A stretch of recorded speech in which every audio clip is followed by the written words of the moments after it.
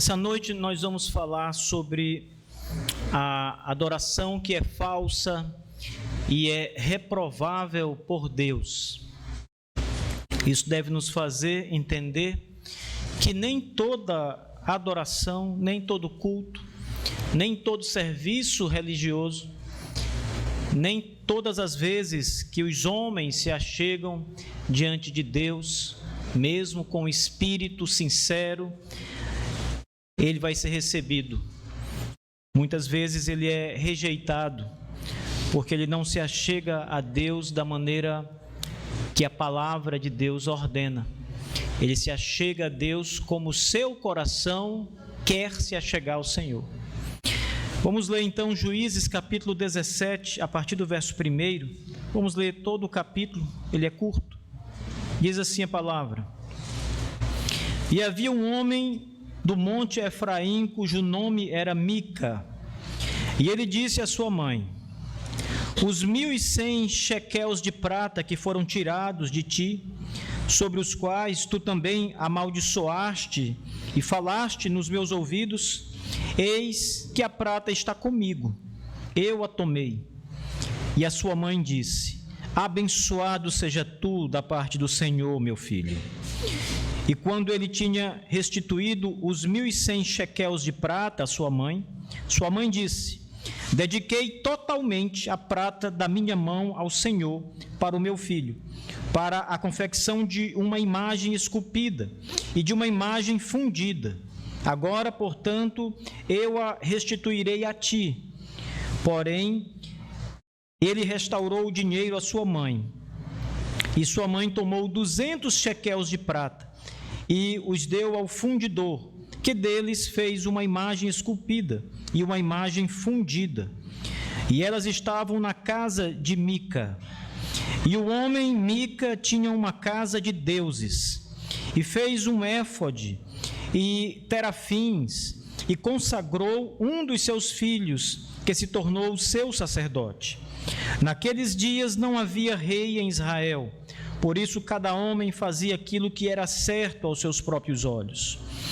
E havia um moço de Belém, de Judá, da família de Judá, que era levita, e ele estava ali de passagem. E o homem partiu da cidade de Belém, de Judá, para ficar por um tempo, onde conseguisse encontrar um lugar. E ele veio até o monte Efraim, a casa de Mica, enquanto vigiava. E Mica lhe disse: De onde vens? Ele lhe disse: Eu sou levita de Belém, Belém de Judá, e vou ficar onde conseguir encontrar um lugar. E Mica lhe disse: Habita comigo, sê para mim pai e sacerdote, e eu te darei 10 shequels de prata por ano, e a indumentária, e as tuas provisões. Assim o levita entrou. E o levita ficou contente em habitar com o homem, e o moço foi para ele como um dos seus filhos. E Mica consagrou o levita, e o moço se tornou um sacerdote, e ficou na casa de Mica. Então disse Mica: Agora sei que o Senhor me fará bem, ao ver que tenho um levita como meu sacerdote. Amém. Vamos orar.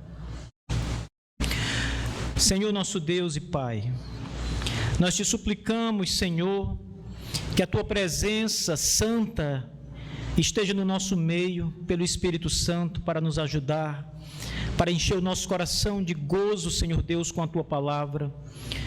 Nós suplicamos, Deus, que o Teu Espírito Santo fale conosco, que o nosso coração seja aberto para a Tua palavra, que o Espírito de Deus edifique Sua igreja, que o Espírito de Deus fortaleça aqueles que creem em Ti de todo o coração e salve aqueles que porventura ainda não conhecem a Cristo. Nosso Deus maravilhoso, que essa noite, Senhor Deus, seja uma noite de grande crescimento espiritual, de alegria, de exaltação do Teu nome, de louvor e glória para o Senhor. Nós te suplicamos, Deus, fale com todos nós que aqui sentamos para ouvir a Tua palavra. Fale com todos nós que estamos aqui participando da adoração solene ao Senhor, como ordena a Tua palavra, como a prescrita está nas sagradas letras do Senhor. Em nome de Jesus, Senhor Deus, nós te pedimos e por fé agradecemos. Amém. Irmãos, o livro de Juízes foi escrito numa época, retrata uma época em Israel que se deu logo após a conquista da terra. A história do povo de Deus é uma história bem interessante, cheia de aventuras. Eles estavam cativos no Egito, eram escravos no Egito, até que a Bíblia diz que o Senhor Deus ouviu do céu o clamor do povo, desce até aquele povo, envia Moisés para ser o libertador daquele povo, o porta-voz de Deus, o homem que deveria estar frente a frente com o grande faraó do Egito. E a missão de Moisés era simplesmente dizer aquilo que Deus disse para ele dizer. Moisés não precisava falar nada do seu próprio coração, não precisava criar um discurso, senão unicamente repetir as palavras do Senhor para Faraó. E assim, passada a dureza do coração de Faraó, e tendo Deus revelado todo o seu poder no Egito, os filhos de Israel são tirados do Egito pelo Senhor. E eles vão pelo deserto, e durante 40 anos estão no deserto por causa dos seus pecados, da incredulidade do seu coração, da miséria que ainda habitava aqueles homens, que não criam no Senhor. Apesar dos sinais, apesar dos milagres, apesar do poder de Deus manifestado diante deles, eles ainda não criam no Senhor. E a Bíblia diz que toda aquela geração morreu no deserto, com exceção de 2 homens. Todos os demais caíram mortos no deserto por causa da incredulidade. Até Moisés morre no deserto porque desafiou o Senhor e não obedeceu o Senhor, como Deus havia lhe dito numa certa ocasião. Mas daí Deus cumpre sua palavra com o povo de Israel e dá a eles a terra de Canaã, como Deus havia prometido a Abraão, seu primeiro homem, seu filho. E aquele povo entra na terra, e os habitantes daquela terra, que já era edificada, eram habitantes fortes, são todos retirados pelas mãos de Deus, para que os hebreus, o povo de Deus, entrasse, habitasse nas cidades que aqueles homens construíram e usufruísse do trabalho que aqueles homens tinham realizado, porque Deus havia dito que a terra era deles. E Deus limpa toda a terra dos cananeus. Ali habitava os jebuseus e toda sorte de nações cananeias, e Deus retira todas elas para dar a terra ao seu povo, aos filhos de Abraão. E ali eles começam a repartir a terra pelas 12 tribos de Israel. A terra de Israel, se você olhar no mapa, o mapa bíblico, você vai ver os locais, as partes da terra em que cada tribo habitou e morou e residiu e fez com que a terra produzisse, crescesse. Pois bem, o livro de Juízes acontece depois desse período, quando eles expulsaram os habitantes e agora estão ali naquela terra. Só que aqueles homens, o povo de Israel, se mistura com o povo cananeu que ainda sobra naquela terra. Ainda havia frações de cananeus, uma parte do povo estava ali, meio que habitando, sendo escravos dos hebreus, convivendo com eles. E aqueles povos cananeus tinham as suas próprias crenças, eles tinham a sua própria adoração, eles faziam ídolos, eles acreditavam em Baal e oravam para Baal, eles suplicavam que Baal fizesse com que a terra produzisse alimento. E eles, de tempos em tempos, nos ciclos da terra, faziam suas festividades, seus cultos religiosos a Baal, a tantos outros deuses que outros povos também cultuavam e que estavam ali no meio de Israel. Israel conviveu com tudo isso. E o resultado não foi outro senão aprender as práticas pagãs, aprender a religião pagã. O livro de Juízes vai contar exatamente essa história. A história de um povo liberto pelo poder de Deus, que ganha uma terra pela misericórdia de Deus, mas que não abandona os ídolos. Pelo contrário, eles abandonam o Senhor.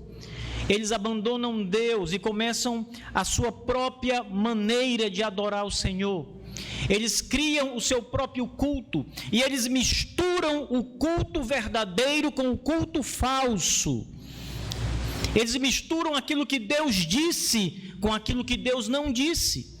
Eles fazem aquilo que Deus ordenou na sua palavra, mas fazem também aquilo que o seu coração desejava fazer quando estavam adorando ao Senhor. E por causa disso, todo o livro de Juízes vai mostrar levantes que Deus manda para punir Israel por causa destes pecados religiosos. O nosso Deus traz a disciplina, mas também traz o livramento nos juízes. Quando Deus castiga e disciplina um povo por um período, Ele então cessa a disciplina levantando um libertador, um juiz para libertar aquele povo. E assim todo o livro de Juízes vai contar essa história dos homens de Deus. Naquela época, o livro de Juízes vai repetir isso várias vezes. Não havia rei sobre Israel, e cada pessoa fazia o que achava mais certo. Cada um era o seu próprio juiz, cada homem tinha a sua própria lei, cada homem adorava como supunha que devia adorar, cada homem fazia aquilo que achava certo fazer. E assim, irmãos, abrindo o primeiro parêntese dessa noite, é a adoração do nosso tempo. A maioria das igrejas não mais se volta para as Escrituras Sagradas para aprender a adorar a Deus, como Ele ordenou. A Bíblia não é só um livro em que Deus nos fala da salvação em Cristo Jesus. A Bíblia também é um livro em que Deus nos ensina a nos aproximar dEle. Deus nos ensina a chegar até Ele, a adorá-lo como Deus. E o próprio Deus, o Senhor, é quem determina a maneira exata da adoração. A adoração não pode ser algo inventado por nós. A adoração não pode ser segundo o nosso coração.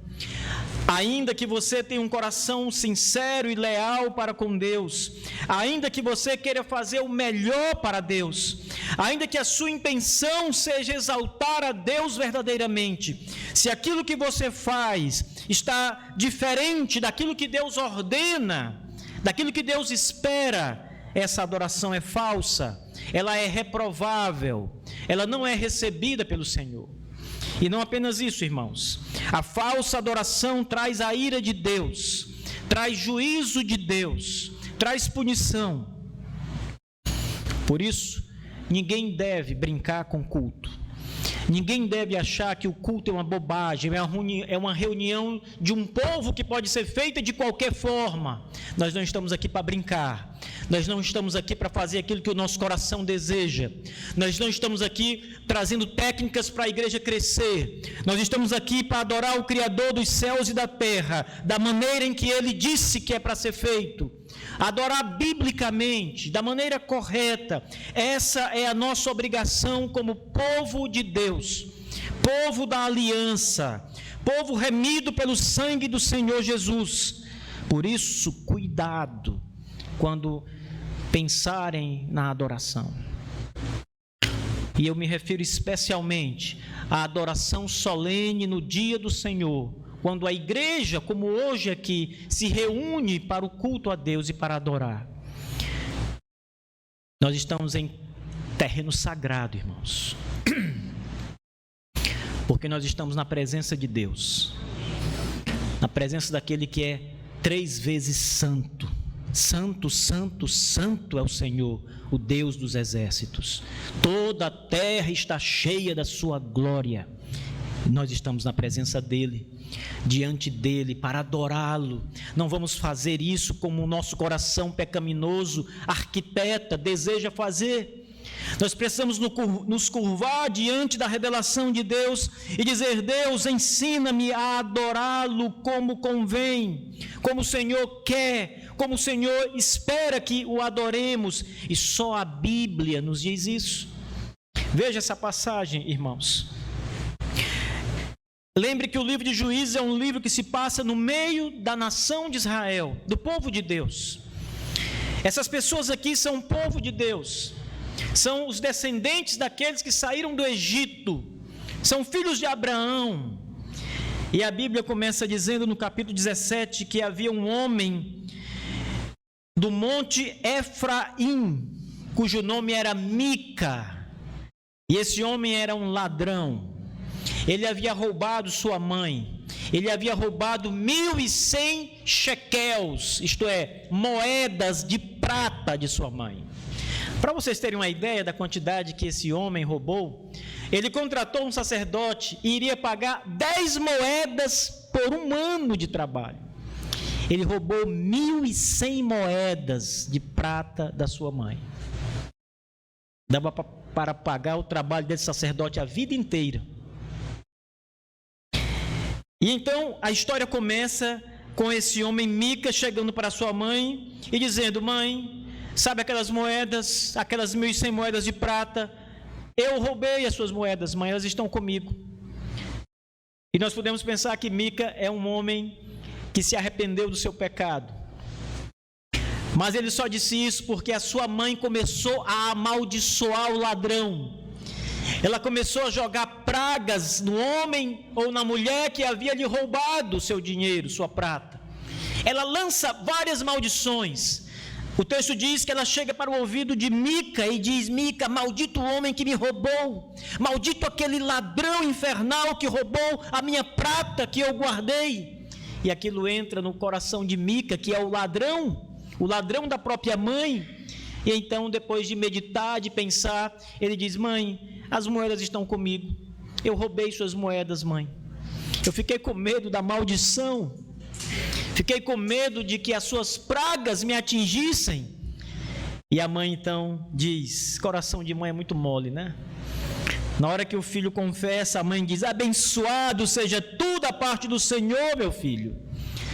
Ela nem espera um tempinho para saber se o Mica se arrependeu de verdade, ou ele só ficou com medo da maldição.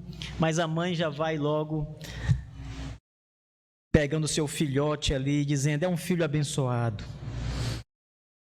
Veja, o versículo 2, quando a mãe de Mica o abençoa, ela diz: abençoado seja tu da parte do Senhor. A palavra Senhor está escrita com letras maiúsculas nas suas Bíblias. Isso quer dizer que aquela mulher estava abençoando Mica em nome de Yahvé, o Deus de Israel. Esse é o nome que Deus se revela, o Deus que fez uma aliança com seu povo. O Deus da aliança se revela com esse nome, por isso esse é um título de Deus, é um nome de Deus que está diretamente ligado ao seu pacto com o seu povo. Ele é o Deus da aliança. Isso quer dizer que ele é o Deus que prometeu abençoar o seu povo, salvar o seu povo. E aquela mulher que conhecia o Deus de Israel, ela é israelita, ela conhece as histórias, ela conhece o que os seus antepassados falavam sobre Deus, ela conhecia muito de Deus, mas ela também conhecia muito dos ídolos, ela também conhecia muito das outras religiões. Ela era uma mulher sincrética, assim como Mica, seu filho. O sincretismo é a mistura de religiões. É você tomar, por exemplo, algum elemento, alguma crença de uma certa religião e trazer essa crença e colocá-la na sua crença. Por exemplo, é você então pegar alguma coisa que os pagãos creem e começar a aplicar aquela ideia na Bíblia, como se aquilo também fosse uma fé dos cristãos, como se Deus fosse aquilo que os pagãos creem. Ela então começa a fazer várias misturas religiosas, começam a fazer várias coisas aqui. Até o verso 2 está tudo bem aqui. O problema é que a mulher resolve pegar o dinheiro, os 1.100 shekels de prata, e dedicar esse dinheiro a Deus. E ela faz isso mandando confeccionar 2 ídolos. Veja, O sincretismo começa a entrar aí. As nações pagãs, os deuses delas são apresentados na forma de esculturas, ídolos, de pau, de pedra, de metal, de qualquer coisa física que possa ser vista, que possa ser esculpida com aparência, seja de um animal, seja de um homem ou de qualquer outra coisa. Então, a mãe de Mica manda confeccionar essas imagens. Ela leva o dinheiro para o fundidor e o fundidor, ela ordena que ele faça a imagem esculpida. E essas imagens, então, são levadas para a casa de Mica.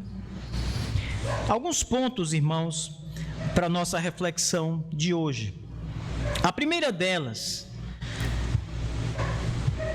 é essa tentativa de se aproximar de Deus por meio de qualquer tipo de imagem. Aqui na nossa história, ela manda fazer uma escultura, uma imagem esculpida, o que quer dizer que é uma imagem talhada.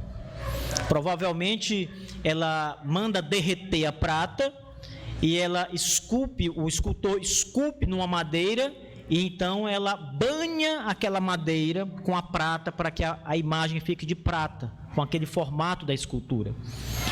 Provavelmente esse foi o modelo que foi usado nas imagens que ela mandou fundir. E o grande problema que está diante de nós é porque o nome do Senhor está aqui envolvido. É o Deus Todo-Poderoso que ela está aqui pensando.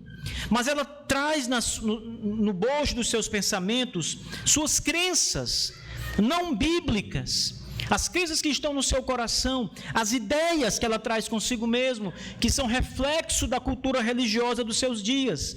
E ela então ordena que faça imagens de Deus, o Senhor. Mas como fazer uma imagem de Deus? Como os homens podem fazer uma imagem de Deus? Porque a Bíblia diz que Deus é Espírito. E o Espírito não tem forma. O Espírito não pode ser sequer visto. O Espírito não tem nenhum tipo de aparência. Ele é invisível. Mas ela manda fazer uma imagem de Deus. Logo, irmãos, qualquer imagem que tenha sido apresentada não era uma imagem de Deus, porque Deus não pode ser visto. Não há uma imagem de Deus. Como Deus é? Ele é Espírito, ele não é uma imagem, ele não tem uma forma, ele não tem uma aparência. Nós não podemos ver Deus, ninguém pode ver Deus, porque Deus é espiritual, é um ser espiritual.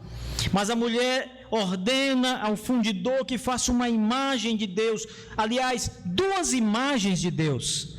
Naqueles dias, às vezes, imagens de touro eram feitas, ou outro tipo de imagem, e essas imagens, elas tinham uma representação simbólica muito forte. O touro, por exemplo, representava a força de Deus. Aquelas pessoas sabiam que o touro não era Deus. Aquelas pessoas sabiam que o touro não era um ser divino que estava no céu, e um touro reinava no céu, mas elas queriam apresentar através do touro o poder de Deus, a força do Senhor. Ainda assim estão pecando contra Deus. Esse é o primeiro problema que nós encontramos nessa história de Juízes: tentar representar Deus. E esse é um grande problema. Esse não é um problema pequeno. Esse problema é tão grande que um dos 10 mandamentos foi exatamente Deus ordenando que não se fizesse imagem de escultura dele. E ele vai explicar isso em várias passagens da Bíblia, do Antigo Testamento. Uma delas o Senhor mesmo diz: porque nunca vistes a minha aparência para fazer imagens. Vocês querem fazer uma imagem de animal como se eu fosse um animal? Ou como se minha força se comparasse à força de um animal? Vocês querem fazer uma imagem de homem como se eu fosse homem? Nunca viste a minha aparência. imagem nenhuma viste quando eu apareci em cima do monte, diz o Senhor. Eu estava lá, o chão tremeu, houve fogo, trovões, relâmpagos, mas vocês não me viram. Houve fumaça, mas vocês não me viram. E agora querem fazer uma imagem de Deus. Toda imagem é uma redução.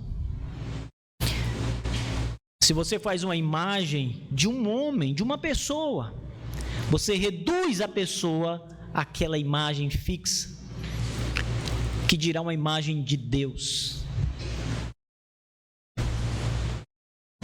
E esse é um grande problema, meus irmãos, do nosso tempo, porque hoje as pessoas fazem continuamente imagens como se fosse Deus, representação de Deus. Nós temos quadros, pinturas, nós temos imagens talhadas, imagens fundidas, nós temos quadros, nós temos filmes, nós temos representações teatrais, nós temos todo tipo de tentativa de apresentar Deus, e tudo isso é afronta ao Deus Todo-Poderoso, e nós não podemos ceder a isso. Nós não podemos andar conforme o nosso tempo, nós não podemos entrar neste modismo evangélico em que as pessoas acham que isso não é mais pecado, que você pode fazer imagens e isso está tudo bem, isso é uma quebra dos 10 mandamentos, está escrito, revelado na palavra de Deus. Nós não podemos fugir desta realidade. Eu sei que muita gente gosta dos filmes que a indústria cinematográfica faz, mas estes filmes também quebram o 2º mandamento, porque Jesus é Deus, ou vocês não creem nisso? Que Ele é o Senhor dos céus e da terra, que Ele é o Logos divino. É pecado fazer a imagem de Deus, é pecado fazer a imagem de Cristo, representações de Cristo. Jesus, nas Escrituras, jamais é apresentado, a sua aparência jamais é descrita. O mais próximo que nós temos de uma descrição de Jesus é o texto do profeta Isaías, capítulo 53, em que ele é retratado como um homem de dores, um homem que sofreu, um homem martirizado, mas nós não temos detalhes nenhum da sua aparência. E o grande problema em fazer imagens de Jesus Cristo, meus irmãos, é que Jesus, mesmo sendo homem como nós, Ele é Deus. E as suas duas naturezas, apesar de distintas, são inseparáveis. Você não pode separar o homem de Deus na pessoa de Jesus Cristo. Você não pode dizer, aqui é Jesus, o homem, essa imagem é do homem, não é de Deus. Então você adora homens? A Bíblia diz, adora a Deus. Nós adoramos a Jesus porque Ele é Deus. Não é porque Ele é homem, é porque Ele é Deus. Ele é o Deus homem. Qualquer imagem, qualquer representação, qualquer revista em quadrinhos, qualquer livro para crianças que traga imagem de Deus, o Pai, ou do Espírito Santo, ou de Jesus, o Filho, é quebra do 2º mandamento e é um pecado. No passado isso não existiu, meus irmãos. Isso é algo novo da nossa geração. Isso não é algo dos tempos mais antigos, isso não é algo de 2 séculos atrás. As igrejas do passado não tinham imagens de Jesus, senão as igrejas católicas, romanas. Não havia isso. Os israelitas não adoravam a Deus e não ensinavam seus filhos com imagens de Deus ou do Espírito ou de Jesus. E eles aprendiam sobre Deus. Nós encontramos várias passagens na Bíblia em que o próprio Deus ordena que os pais ensinem seus filhos sobre Ele, e os pais gastavam um precioso tempo ensinando seus filhos sobre Deus, lendo a palavra de Deus, explicando a seus filhos quem é Deus, mas nunca mostrando a eles uma imagem de Deus, uma pintura de Deus, qualquer coisa desse tipo.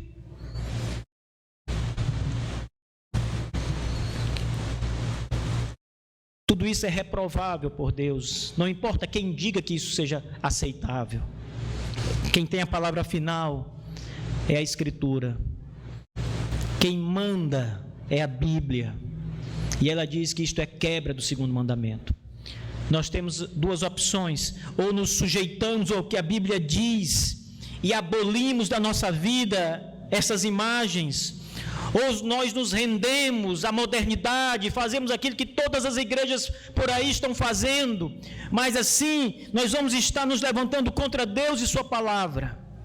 Só temos essas duas opções: sermos radicais quando temos que ser radicais, ou seguirmos as ondas do mar e deixar elas nos levarem para onde elas estão soprando. Mas tem outros problemas na passagem, irmãos. Perceba que a adoração está corrompida. E isso nos é demonstrado primeiro pela ideia de fazer imagens de Deus. Mas logo depois, o texto diz que Mica tem uma casa de deuses. Isso significa dizer que ele cria no Deus de Israel, mas cria em outras divindades também. Haviam outros deuses de nações estrangeiras que ele respeitava e que ele colocava no seu pequeno panteão, naquela casa de deuses.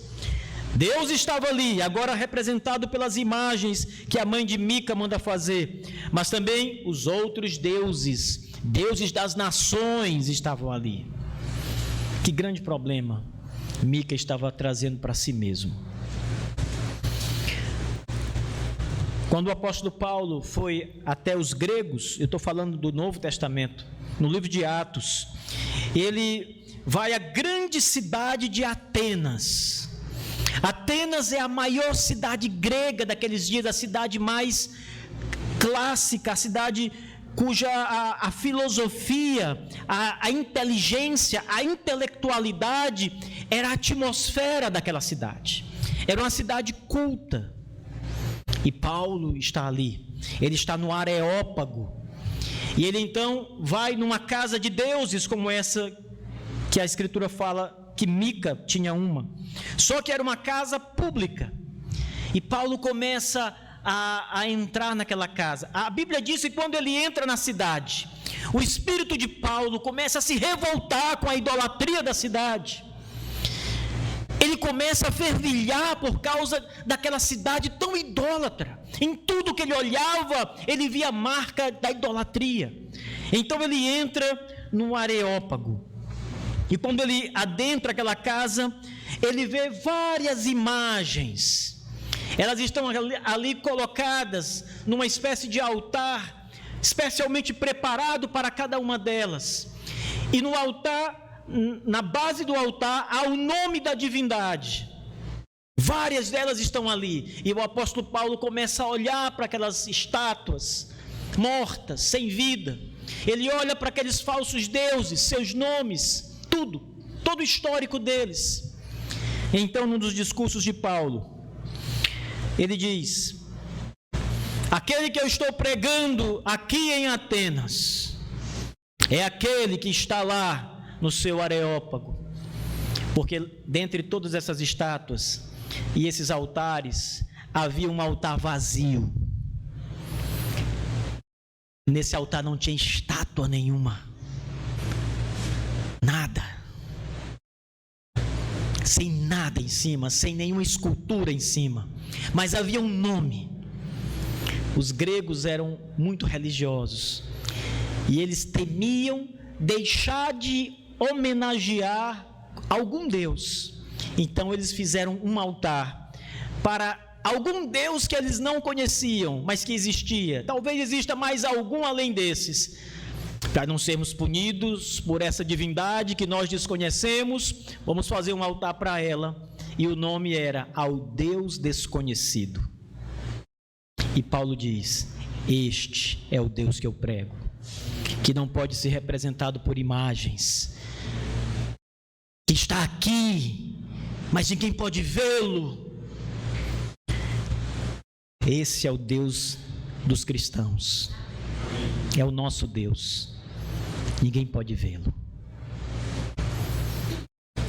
não pode ser representado por imagens. Mica tinha uma casa de ídolos, irmãos, e o que ele faz? Ele decide criar a sua própria religião, a sua própria adoração, e ele toma um dos seus filhos, e ele mesmo ordena o filho como um sacerdote. Veja que loucura, que autoridade Mica, um ladrão, tinha para ordenar um homem ao sacerdócio real.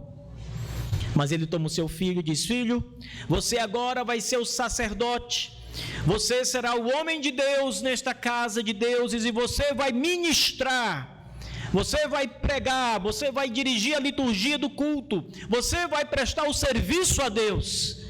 E ele então ordena o seu filho com algum rito que não é descrito na palavra. O texto apenas diz no verso 5: e o homem Mica tinha uma casa de deuses, e fez um éfode e terafins, e consagrou um dos seus filhos, que se tornou o seu sacerdote. Então ali estava uma igreja nascendo. Vocês sabem, irmãos, que muitas vezes as igrejas evangélicas são criticadas pelas igrejas, pelos católicos romanos, e com um certo grau de razão, como existindo uma nova igreja em todo lugar, sem a menor perspectiva, raiz, autoridade. Simplesmente alguém aluga um espaço e diz: aqui vai ser uma igreja, e começa uma igreja qualquer. Assim nascem seitas de verdade, heresias surgem daí, loucuras surgem daí. Então os católicos romanos, olhando estritamente por esse lado, têm razão. Toda a igreja está fundada em Jesus Cristo, o seu cabeça. E toda a igreja de Cristo nasce segundo a palavra de Deus, os fundamentos da Escritura Sagrada. Pode haver muitas igrejas, mas todas elas, para serem igrejas, têm que ter como seu fundamento Jesus Cristo e a palavra de Deus. Mica ordena seu filho, tem uma casa cheia de deuses, e é por isso que o verso 6, que é um dos versos refrão no livro de Juízes, termina essa primeira parte da passagem dizendo: cada um fazia o que bem queria, porque não havia rei sobre Israel. Cada um fazia o que achava melhor, cada um adorava de qualquer jeito, cada um fazia seus deuses, cada um tinha os seus sacerdotes, cada um fazia como dava na telha. Naqueles dias não havia rei em Israel, por isso cada homem fazia aquilo que era certo aos seus próprios olhos. Não é assim hoje? Você fala com uma pessoa e você vai questionar, e ela diz: olha, o que importa é meu coração para Deus. Estou sendo sincero. Deus sabe. Mas Deus rejeita. Deus sabe, mas Deus rejeita. O Dr. Martin Lloyd Jones escreveu um livro intitulado Sinceros, porém errados. Não adianta você ser sincero, mas está errado diante de Deus.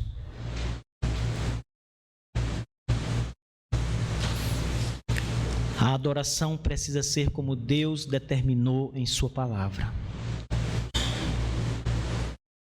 Nós não podemos ser como Mica e inventar uma religião. e adorar de qualquer jeito. Amanhã o irmão Leandro chega para mim e diz: pastor, eu acho que seria bom a gente incrementar a igreja e começar a fazer isso e aquilo outro. Aí a irmã Jesus chega para mim e diz: pastor, eu acho que também seria muito legal se a gente fizesse também isso e mais isso. E outro mais chega e começa com outra ideia, e mais um vem. Parem com isso. Não caiam na armadilha, na cilada do diabo. Nós temos a Bíblia, o livro de instrução do culto. Nós temos a revelação do alto, irmãos. É nela que nós devemos colocar os nossos olhos. É aqui que está a lei, aqui está a instrução, aqui está a revelação, aqui está o culto a Deus, a descrição e a prescrição da palavra, como adorar o Senhor. Pastor, mas a igreja lá da outra esquina faz isso, e é cheio de gente, e aquela outra igreja ali atrás faz também isso e mais isso, e lá sempre está cheio. Não importa, irmãos, aqui não é uma competição. Nós não estamos preocupados com o tamanho da igreja A, B ou C, e nem com o tamanho da nossa igreja. A nossa preocupação deve ser em fazer aquilo que é certo aos olhos do Senhor. Adorar a Deus como prescrito na palavra. Você tem que se preocupar com isto. Como está o seu coração diante de Deus na adoração? Bíblico? Está olhando para a Escritura? Ou está olhando para os modelos, os muitos modelos que existem por aí? O texto continua, e tem uma outra parte interessante aqui, porque diz o texto que um certo homem de Judá, atenção, havia um moço de Belém de Judá, da família de Judá, que era levita, e ele estava ali na região de Mica de passagem. O homem partiu da cidade de Belém de Judá para ficar um tempo onde conseguisse encontrar um lugar. E ele veio até o monte Efraim, a casa de Mica. E Mica disse: de onde vens? Ele disse: eu sou levita de Belém de Judá e vou ficar onde conseguir encontrar um lugar. Então esse homem começa a dar uma descrição dele para Mica. Ele diz: eu sou israelita, eu sou de Belém de Judá e eu sou um levita.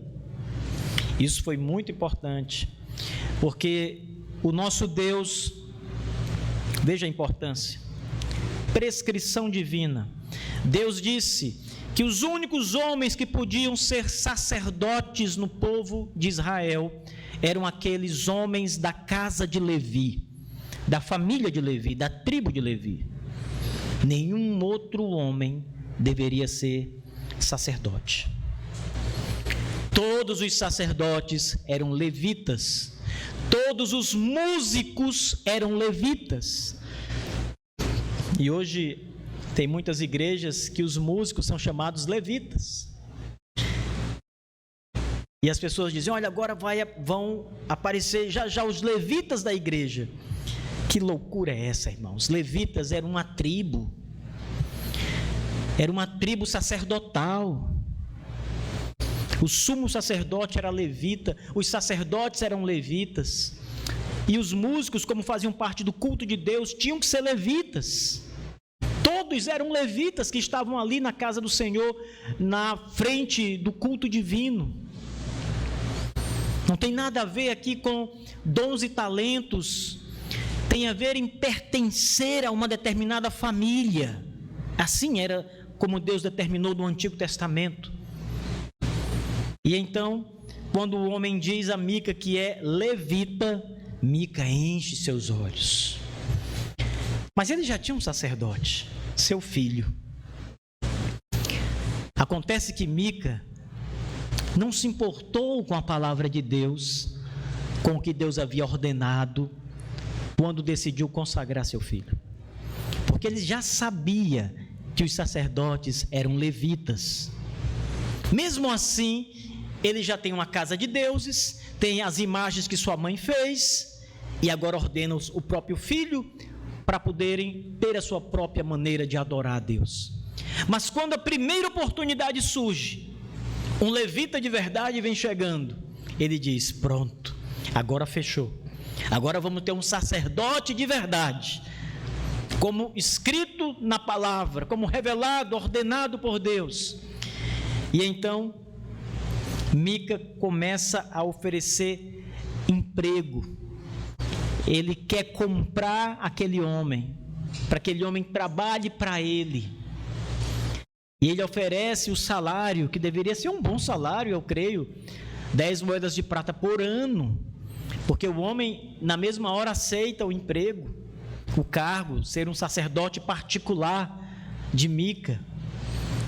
Mas tem um grande problema aqui, irmãos, porque de novo, Mica é quem consagra o levita, e ele não tinha autoridade para isso.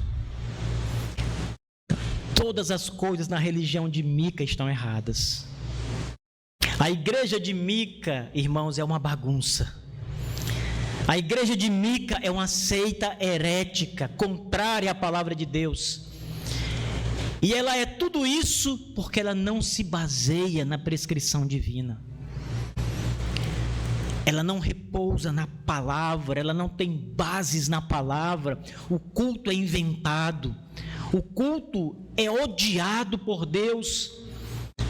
Não apenas é recusado, mas é odiado pelo próprio Deus, porque Deus odeia quem quebra seus mandamentos, quem faz imagens de escultura e diz que é Ele. E Mica faz tudo isso. Cria uma seita, uma falsa religião, com um falso Deus, com imagens de escultura, com falsos sacerdotes. Tudo isso porque quer adorar conforme a sua vontade. Meus irmãos, a adoração legítima, aceitável por Deus, e que é nossa obrigação realizá-la, toda ela, todas as coisas estão prescritas aqui na Escritura. Hoje, vocês viram, participando do culto, tudo aquilo que aconteceu no culto. Nós oramos, nós lemos a palavra, nós cantamos, adoramos ao Senhor, cantando, louvando, recolhemos as ofertas, e tudo isso nós fizemos conforme a Escritura. A pregação, conforme as Escrituras. Mas aqui vocês não viram teatro, aqui vocês não viram as luzes piscando, a igreja preta, aqui vocês não viram a coreografia, os lençóis voando pela igreja, aqui vocês não viram gritos, porque nós prezamos em fazer o culto a Deus como Ele ordenou que fosse feito. As pessoas chegam aqui na igreja e saem da igreja, e depois os comentários chegam e alguém diz: pastor, aquele irmão veio, mas disse que não vem porque achou a igreja fria, achou a igreja parada, a igreja não tem agitação, tudo é ali a palavra, a pregação, e só é aquilo e acabou e não tem nada. É exatamente, irmãos, e nós vamos lutar até o fim para ser assim, para permanecer assim. Quem vem para cá, vem para adorar a Deus, vem para ouvir o que Deus tem a dizer ao seu coração pelas Escrituras Sagradas, vem para orar e levantar seu clamor a Deus no seu coração, na sua alma. Quem vem aqui, vem para prestar-se todo o seu coração, a sua adoração real ao Senhor, conforme prescrito. Não de maneira humana, não com invenções humanas, não com coisas contrárias, diferentes das que estão aqui na palavra de Deus. Prezem por isso, meus irmãos. Guardem isso nos seus corações. Examinem, aonde quer que vocês estejam, examinem se as coisas são como a palavra de Deus ordena. Porque na Bíblia, tudo é como Deus manda fazer. O templo foi como Deus mandou fazer. O tamanho do templo, Deus disse que tamanho seria. Os materiais do templo, Deus disse quais seriam os materiais, até a madeira ele disse, de cipreste, do Líbano, tudo Deus disse como seria. O tabernáculo, ele disse até como as cortinas deveriam ser, as cores das cortinas, o que deveria estar nas cortinas bordadas, tudo é como Deus diz. O sacrifício, Deus diz, traga uma ovelha de 1 ano, assim. Se for sacrifícios da terra, traga as ofertas dessa e dessa forma, mas animais das patas fendidas não tragam. É como Deus manda. Toda adoração é como Deus estipula na sua palavra. Nada é como nós inventamos. Nada vem do nosso coração, tudo vem das Escrituras, da revelação divina. Até a arca de Noé, Deus deu as dimensões, faça de tal tamanho, assim, depois de feita, passe betume em toda ela. Tudo é como Deus ordena, irmãos. E o culto também, o culto é como Deus ordena também. A lição de hoje, meus irmãos, é uma só. Adorem a Deus como Ele ordena, não como vocês querem, não como vocês imaginam que seja melhor, mas como Deus quer e como Deus diz que é melhor. Mesmo que isso de alguma maneira ofenda você, seja contrário ao que você sempre pensou, você precisa se curvar à palavra de Deus, diante de Deus. É muito difícil você nadar contra a correnteza. É muito difícil você estar sozinho no meio de muitos que pensam o contrário. Mesmo assim, lembre, você precisa estar com Deus, mesmo que esteja sozinho aqui. Mesmo que você faça tudo contrário de outras igrejas, você tem que fazer como a Bíblia ordena. Esse é o ponto. Submissão à palavra de Deus, ao que Deus revelou, ao que Deus disse. Senão a Bíblia não serve para nos ensinar nada sobre culto. Se não é o que a Bíblia diz que importa para nós, mas o que nós achamos mais bonito, o que todo mundo faz, o modelo do nosso tempo, se é isso que importa, então a Bíblia não importa. Não importa o que ela diga. É o que você diz se você desobedece a palavra. É o que você diz se você prefere o nosso tempo do que ouvir o que diz as Escrituras. E mais, irmãos, culto é tão sério. Veja bem, culto a Deus é algo tão sério que o Senhor, nas Escrituras Sagradas, Antigo e Novo Testamento, matou homens que fizeram as coisas no culto desordenadamente. Ele matou filhos de sacerdotes. Ele matou um homem que quis segurar a arca da aliança porque ele ia cair de uma carroça, mas estava dito que ninguém podia tocar nela. O que aquele homem deveria fazer?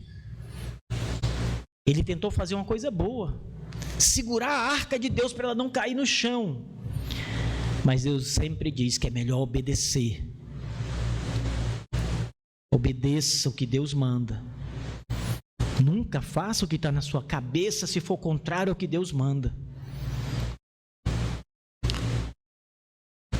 Assim, meus irmãos, nós temos o exemplo de uma falsa religião, de uma falsa igreja, de um falso sacerdote, de um povo falso. E isso serve como exemplo porque esta atitude de Mica, ela é reprovada diante de Deus, aqui mesmo no livro. Ele não foi aceito, não foi aprovado, ele foi repugnado pelo Senhor. Não só porque fez imagens, mas porque fez um culto falso a Deus, totalmente falso. Que a nossa vida seja vivida todos os dias com os nossos olhos voltados para este livro, não só na adoração, mas em todas as partes da nossa vida. Em tudo que nós vamos fazer, irmãos, a Bíblia é a regra, a Bíblia é o padrão, é a nossa constituição. E que seja assim, e lembrem disso. Que Deus abençoe ricamente todos vocês, meus irmãos. Vamos ficar de pé.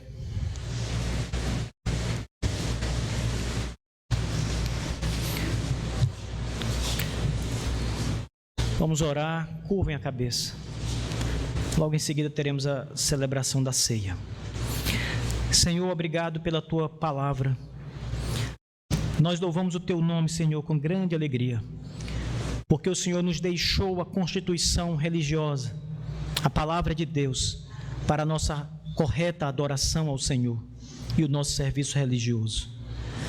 Deus, obrigado por nos salvar deste mundo, por purificar a Tua igreja, preservar-nos, Senhor Deus, no meio de tantas coisas erradas que surgem por aí, tantos erros, Senhor Deus, tantos homens que afrontam ao Senhor e não se curvam diante da Tua palavra. Senhor, nós suplicamos, Pai, que Tu abra os olhos deles, tenha compaixão deles, Senhor, tenha misericórdia, Senhor Deus, para que eles sejam despertados da loucura que vivem, para que não deem ouvidos ao próprio coração, mas ouçam a Tua palavra, voltem-se para a Tua palavra. Ó Deus, nós também Te agradecemos, Pai, porque o Senhor tem transformado esta igreja dia após dia, Senhor, reformada e sempre reformando nos caminhos do Senhor. Ajude-nos, Senhor Deus, a dar passos maiores para a glória do Teu nome. Não somos perfeitos, Senhor Deus. O Senhor sabe que há ainda erros em nós, mas nós Te pedimos, Pai, também abra os nossos olhos para fazermos as coisas ainda melhores, mais corretas, mais bíblicas, Senhor Deus, para o louvor da Tua glória, a exaltação do Teu grande nome. Obrigado, Senhor. Nós oramos em nome de Jesus Cristo, o Teu único Filho e o nosso Salvador, hoje e para todos sempre. Amém.